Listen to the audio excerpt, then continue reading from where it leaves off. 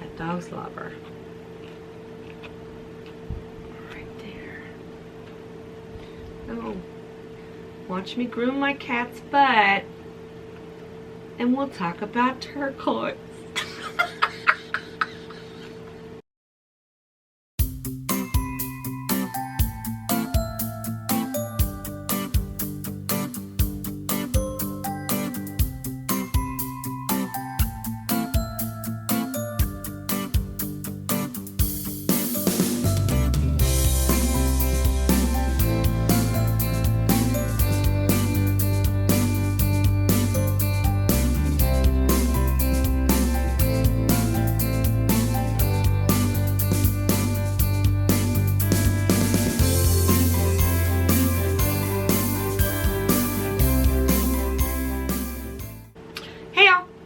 Today, we're going to talk about turquoise. There's all kinds of turquoise. When I think of turquoise, you know, like those big squash blossom, those gorgeous, hunky, just beautiful necklaces, Native American necklaces that you see. Love. My mom had one when I was a kid. Got it in the 70s. And just, she wore it all the time. I wonder if she still has it. I might have to look. But that's like, to me, the quintessential, right? That's my memory of turquoise. I was not always a fan of turquoise. My love of turquoise came very recently. And I think it was because I was a child of the 70s. The late 60s and 70s. Turquoise was everywhere. It was so abundant. It was overplayed. And I, you know, sought elsewhere for, you know, my beauty and my connection, and it just never was turquoise. Probably my love affair started in the last 10 years. When I started making jewelry,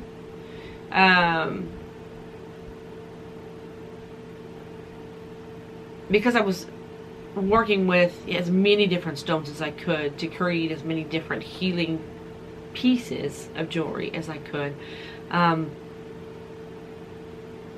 we went to the big GL&W show in Tucson, and I lost my mind. Never in my life have I seen anything like it.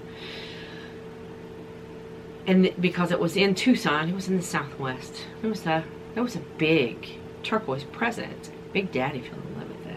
Just fell in love with it. And there's some because it is mined in the U.S., mined all over the world, but a big chunk of it is mined here in the U.S. And the colors vary from mine to mine.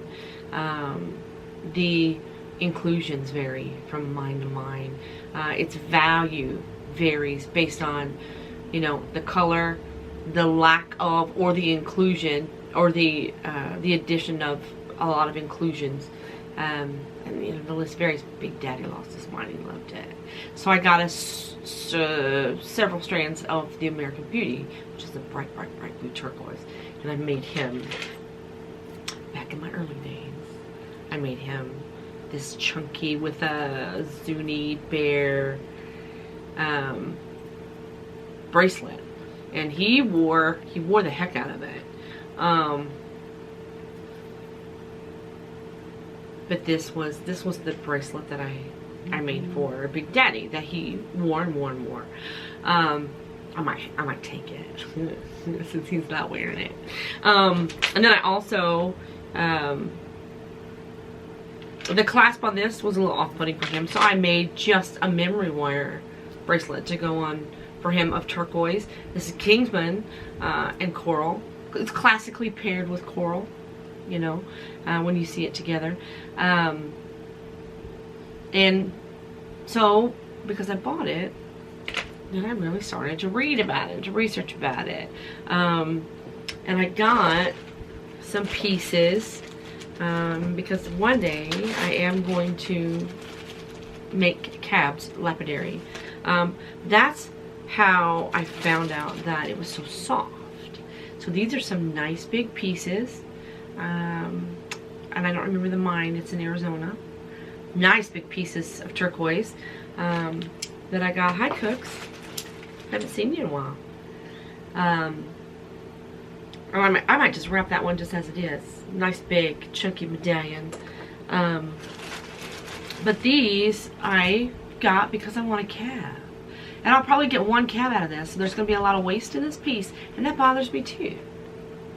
You know, it's so big and so pretty. And I don't want to waste any of it. I want to like set it in silver on a big bracelet. Or, you know.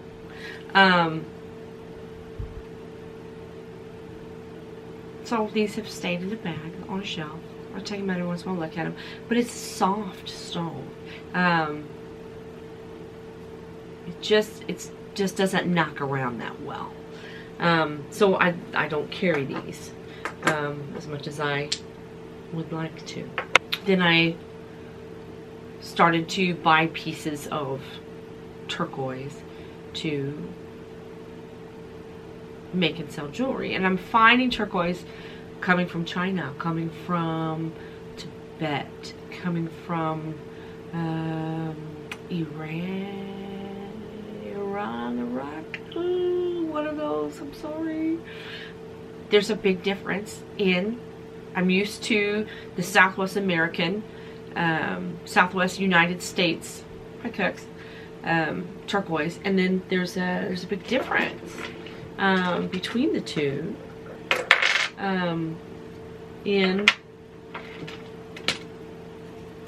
in their color, in their inclusion, so on and so forth. That a lot came from China, and so I have a lot like this one is from China, where it's mined. So since I was introduced to it again in my life, you know, 10, 11 years ago, I have started a little affair with turquoise. Not the big squash blossoms, not the big bell buckles, you know, like you see, but just with the stone. It's a master healer. It is the communicator between the earth and the sky, and allows you to get rooted in that communication and meditation. It's a protection stone. It's a personal protection stone.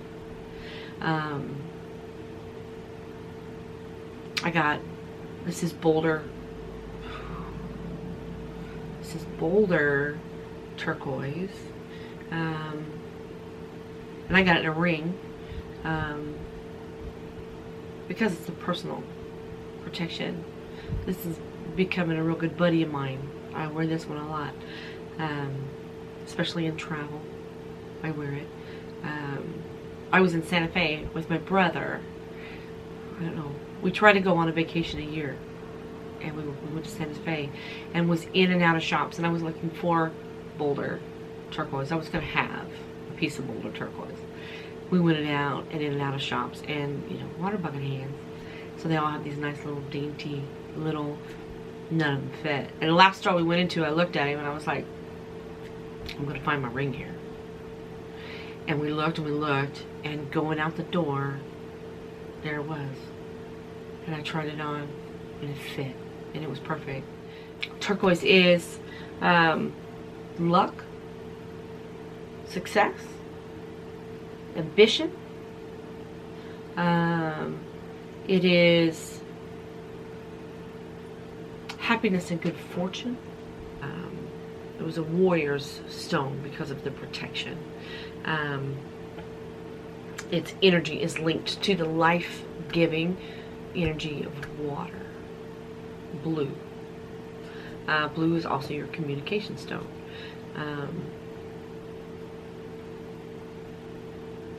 So that's turquoise. So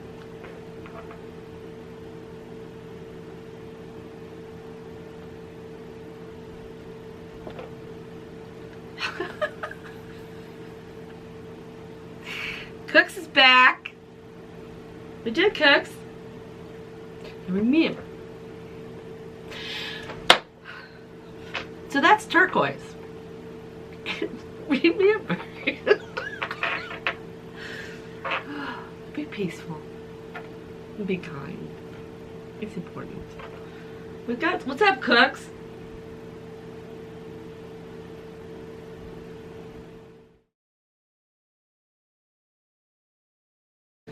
Ugh.